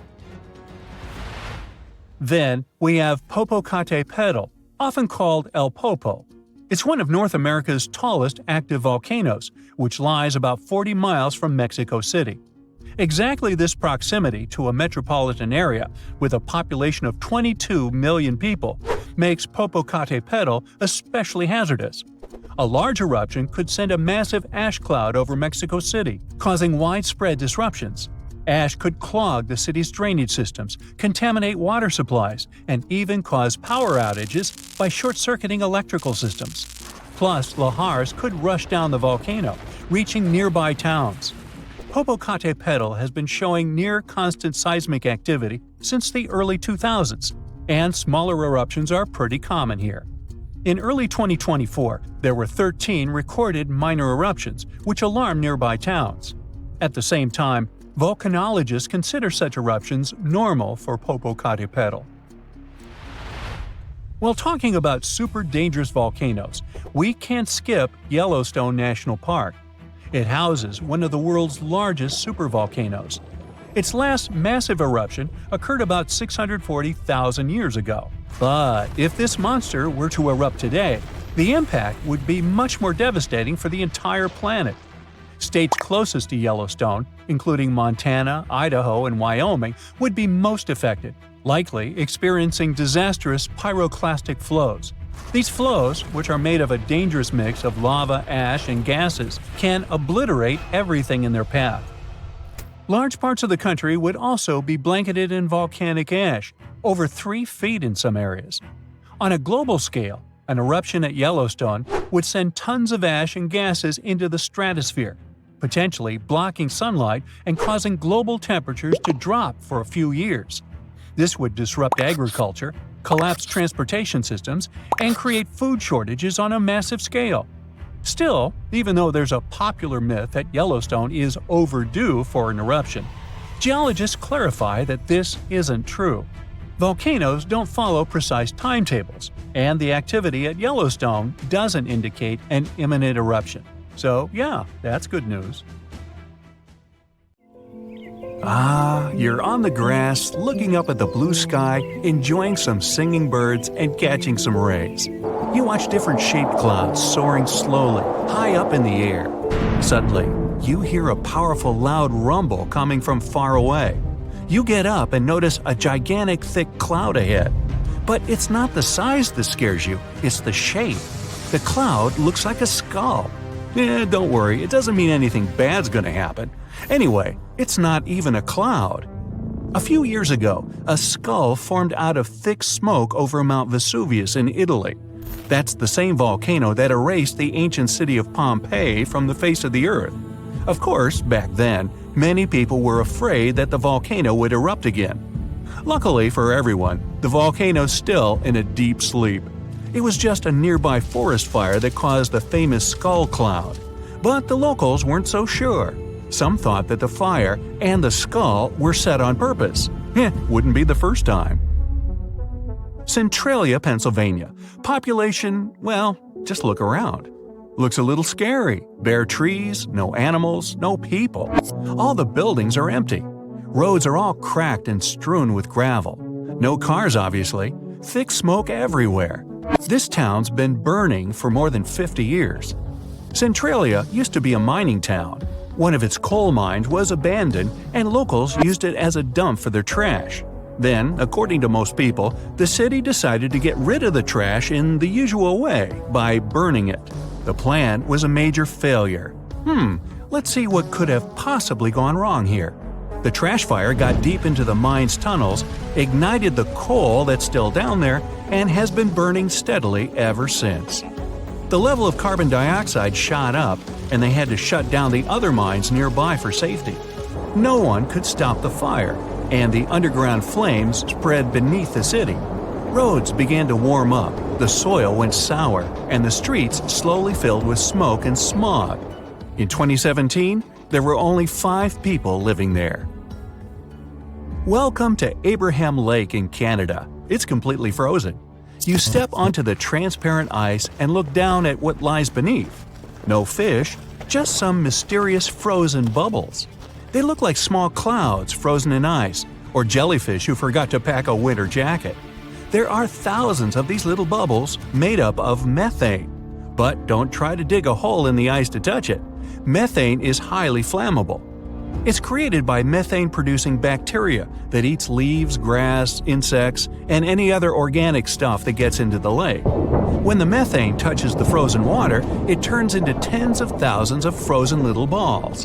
When the ice melts, they burst open and sizzle. If you lit a match over them at just the right moment, the lake would look kind of like an erupting volcano. Similar lakes can be found near some shores of the Arctic Ocean. There, the size of the bubbles can reach several times the size of hot air balloons. Beautiful for sure, but not exactly safe. The next shocking lake is in Indonesia, on the island of Java. You come to a majestic volcano overgrown with grass and trees. The volcano seems to be asleep, but smoke is pouring out of it. You, of course, climb to the summit. Exhausted, tired, sweaty, you're ready to cool off. Nice work, you made it to the top. You look into the mouth of the volcano. No boiling lava, just a beautiful, bright turquoise lake down there. It looks like an oasis. Perfect time for a refreshing dip. You run down and get ready to jump in. But that's not water, that's acid. Sulfurous gases get into the lake from under the volcano. The lake itself is full of metals. When the gases touch them, they form that beautiful turquoise acid. Better head back to the nearest village, rest, and come back at night when it's cooler. In the dark, the lake seems to grow. Right above it, you see light-filled, exploding little clouds. The sulfurous gases rise out of the lake, combine with the air, and flash bright blue. Still, don't get too close.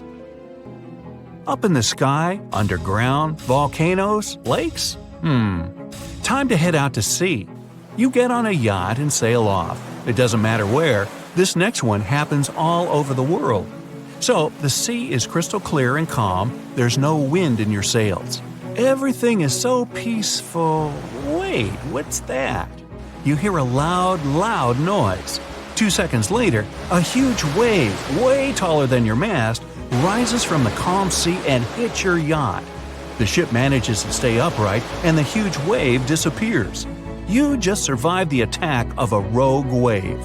Some scientists think it happens when the surface sea current smashes into a strong headwind. Others say it happens when warm and cold currents come up against each other. Another popular theory is wave interference, where small waves team up to form one monster one. Under certain conditions, waves get a sort of superpower. Out of all the waves in the area, there'll be one which sucks the energy out of all the others. When it's full, the wave spits it all out.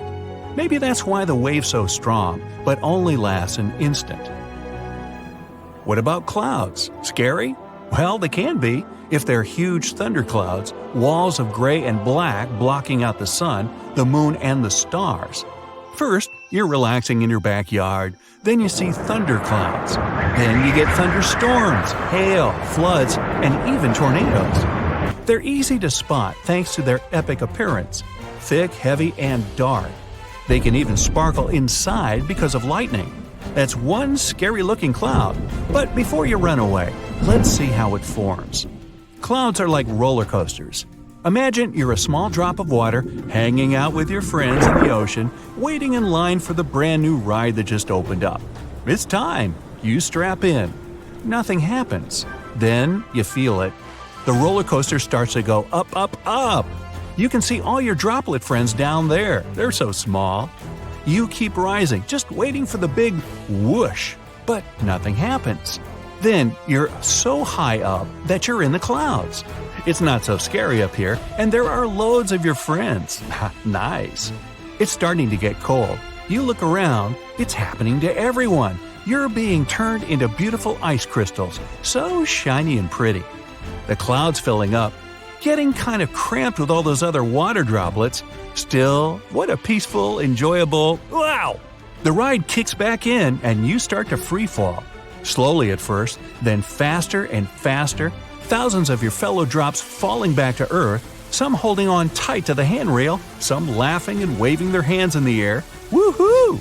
And splash! Still, I like the lightning ride better. That's one where they strap you in, you ride up, and then you play bumper cars way up in the clouds. The more times you bump into another water droplet, the more lightning you create. Now, not all lightning happens inside clouds. There's a rare phenomenon called a dirty thunderstorm. The lightning happens above a volcano. The most famous is in Japan. It erupts almost every day and spits black clouds high into the air. So, it's super scary volcano clouds, plus lightning. Whoa! Regular lightning happens during a storm when ice crystals bump into each other. In a dirty thunderstorm, bits of volcanic ash collide, create friction, and spark up the sky. Okay, better finish the journey with something safe and beautiful. No more cloud roller coasters, please. You're in the Atacama Desert in northern Chile, one of the driest places on Earth. But this desert has a beautiful secret. Every 3 to 5 years, flowers pop up out of nowhere. It's so famous, it's also called the flowering desert. Seeds lie around in the ground just waiting for some rain. When the desert gets enough water, about 200 types of flowers sprout up. The yellow sands of the Atacama turn purple, white, green, and pink. So this huge volcano, everyone thought to be extinct, woke up and spat out a black ash cloud 50 miles high. That's about 9 times as tall as Mount Everest. Located in what is now Indonesia, the powerful Krakatoa had caused huge tsunamis that rocked over ships as far away as South Africa. It also changed the temperatures around the world for several years. The volcanic island of Krakatoa in the Sunda Strait was likely born thanks to another major eruption several centuries ago. It hadn't erupted for at least 200 years before 1883. So the first tremors and blasts in May of that year came as a total shock to people living nearby. Then ships sailing through the busy water passage started reporting clouds of ash above the volcano. It went quiet again for a while, but they could still see ash above it. The eruption culminated at the end of August. It was so powerful that it shattered the island into fragments. Witnesses heard the sound produced by it in Australia, around 3,000 miles away. They described the noise as the roar of heavy cannons. Some say it was the loudest sound ever heard. During the next 5 days, the pressure wave from the eruption traveled around the globe 3.5 times and was seen on barographs on different continents.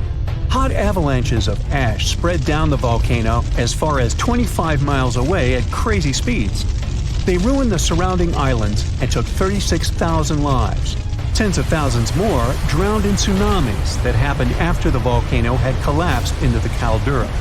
Over 100 coastal villages on Java and Sumatra were completely wiped out.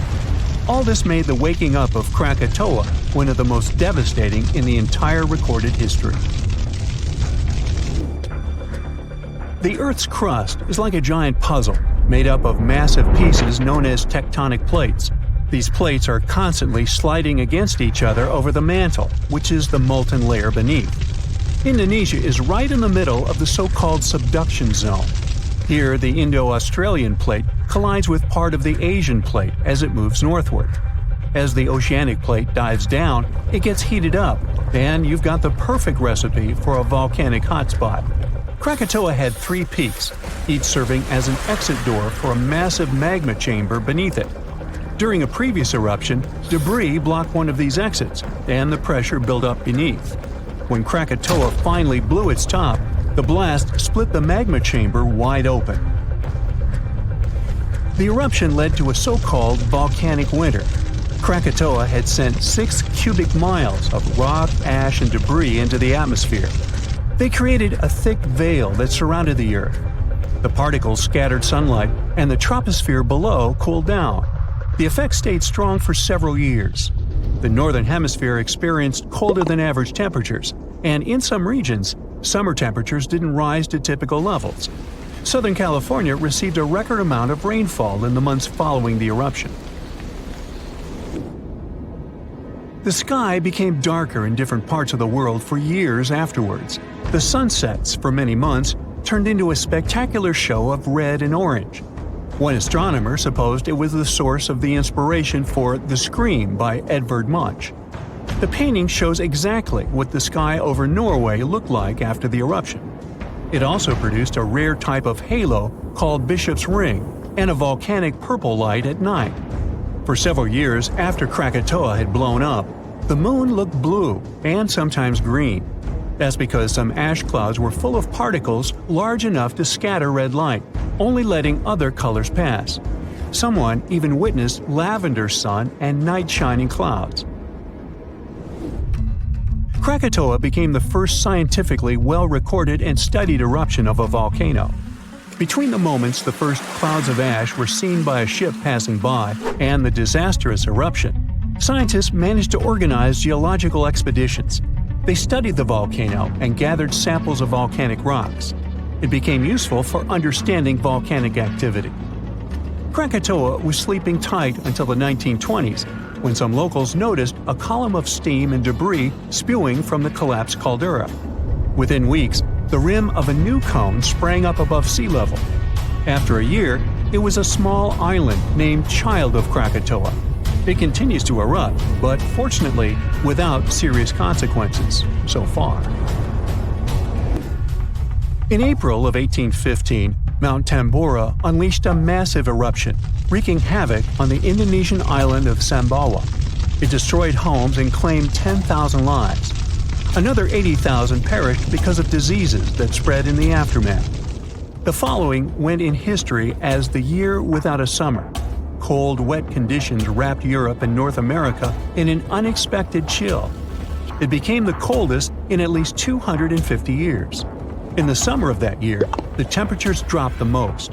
Crops didn't grow, livestock didn't survive, and famine took over Western Europe and North America. New England had snow and terrible frost in the summer months. Food prices went up. Oats for horses became a luxury. Some people say it even inspired the invention of the bicycle in 1817. Scientists used early data and climate models to see if it was all because of the Tambora eruption. They compared the data to similar years. They showed that precipitation was around the same, but the temperatures were much warmer. When they introduced the volcano into the scenario, they got the exact data for the year without summer. They say that a powerful volcanic eruption like that one increases the likelihood of extreme cold by up to 100 times.